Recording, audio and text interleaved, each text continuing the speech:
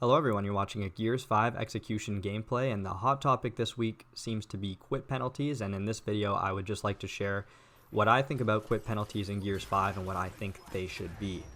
By way of background information, I saw a tweet from the Coalition that basically said they would be cracking down on the rampant quitting that occurs in Gears 5, and if you're a fan of the series, you know that this has occurred in previous titles as well.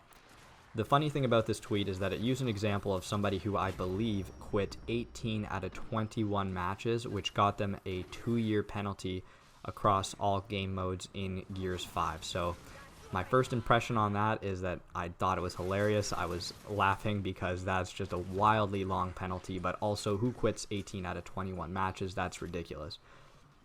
But that really makes for a good segue into discussing what quit penalties should look like and how they should incur, and also really how we can incentivize players not to quit. Because if you play this game, especially a respawn mode, objective mode like Escalation or King of the Hill, this game is not fun to play when somebody quits out. It's just too difficult.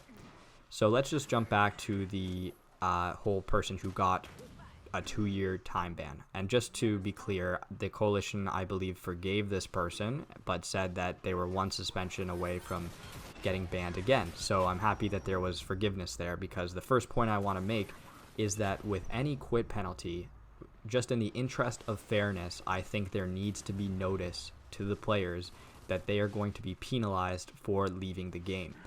With previous Gears titles, I think that there was sometimes a warning message saying, hey, if you quit, you're going to get a time penalty. And I know that the more you quit, the more it ramps up in terms of the time that you will have to spend away from the game, which is good. I'm all for that. In Gears 5, you don't even actually have a formal quit option when you're in a PvP match, which I think is kind of ridiculous. As much as I don't want people quitting, I think there should be a formal quit option, because people are just going to dashboard it anyway. You're basically trying to prevent somebody from doing something directly that they're just going to do indirectly anyway. The bonus of having that option to quit is, first of all, you're not going to frustrate players who are just going to leave anyway, and second of all, you can prompt them with a warning message, like so many games have done in the past, that will say, are you sure you want to quit? Yes. Are you absolutely sure? Because you're going to get a time penalty, you're going to lose all of your stats, your deaths are going to register, and there's just so many other negative consequences that are going to happen. So that is good notice, and if a player quits after that, I am all for taking action against them.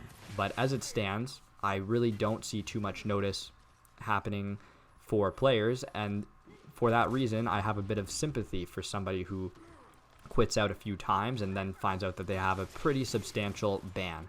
Obviously 18 out of 21 is pushing it. That's got to be the most extreme, and to be sure, we do not want those types of players in our community, because when somebody quits out rampantly like that, it really does ruin the quality of the matches for everyone else. But what we also don't want to do is deter players from playing Gears to the point where we reduce our community population without giving them a fair chance to correct their behavior. So that is where my concern is, because I personally believe that if a player has notice of what they may stand to suffer if they do something, they are more likely to correct their behavior than if we just have this kind of approach that we have now, where it's like, hey everybody, you've been quitting out a lot and there's a consequence for that, and we didn't tell you before, but this is what it is, and you just figured out now and you just have to pay the price. That to me just doesn't seem right, especially from a consumer perspective. Now, another thing I want to address is something that used to happen in Gears 4 as well, and I believe it still happens here, and there's times where you will disconnect through no fault of your own. You will disconnect. Maybe the power went out in your house, or maybe you got booted from the game for whatever reason, or you accidentally backed out of a lobby, and then you get a 15-minute penalty. Even though you are not a quitter, you get a 15-minute penalty, and it really wasn't even your fault. You didn't actually quit. So that's happened to me, and sometimes I just hop off the game after that because I have not that much free time, and I'm not going to spend 15 minutes waiting around for the next match. I bring up this point because A, it's frustrating for players who shouldn't be punished in the first place, and B, it's important to allow a level of forgiveness with quit penalties, because you know what, maybe you had an emergency and you had to leave. Maybe you're actually just losing your mind after a week of playing Gears and you quit one match, or maybe you disconnect. and it wasn't your fault. So these are all examples where we don't really need to worry about deterring the player because it was a one-off instance. It might not have been their fault, and even if it was, like I said, it was one time. So slapping a 15-minute or 30-minute penalty is, in my opinion, just going to do more harm than good because we might send players away that we really want to be keeping around in the first place. I know this has happened to me before. What I also want to mention is that I think that there should be extreme forgiveness when other players have quit out of the match, maybe 2 or 3 minutes have elapsed, and I don't think any player should feel obligated to stick out the matches because sometimes it's just brutally hard.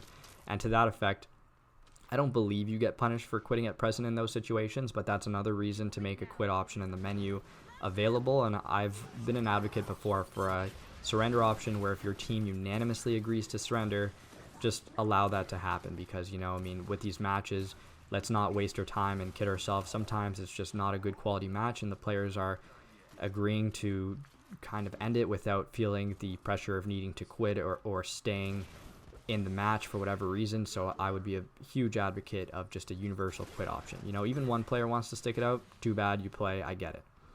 The very last thing I'll say is that we should also provide notice and increase incentive for players who do stick out matches.